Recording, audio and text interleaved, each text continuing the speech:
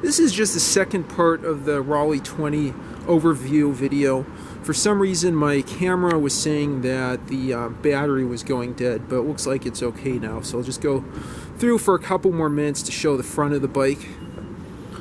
There's this neat little dimple, which I think was just on the US models on the fork. There's a plastic bushing, kind of an interesting connection between, I guess, what you would call the down tube and head tube equivalents. It's not really lugged, it's just sort of brazed, I guess, on there.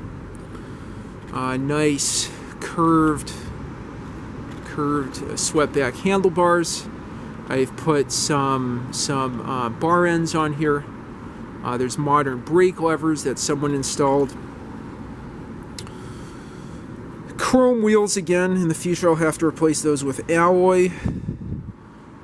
Headset swivel's pretty good. I think they put a plastic bushing on it to give it additional friction so it's not too twitchy.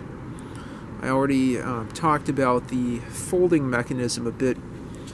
Interesting pair of bottom bracket stays, I guess you'd call it, down there on the bottom.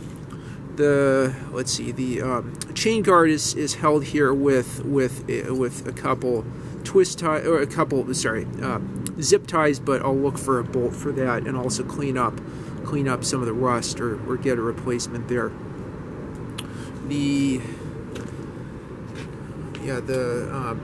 hubs adjusted nicely. Let's see if there's just anything else I want to point out here real quick. Got a kickstand, and I'll just show you the front of the bike.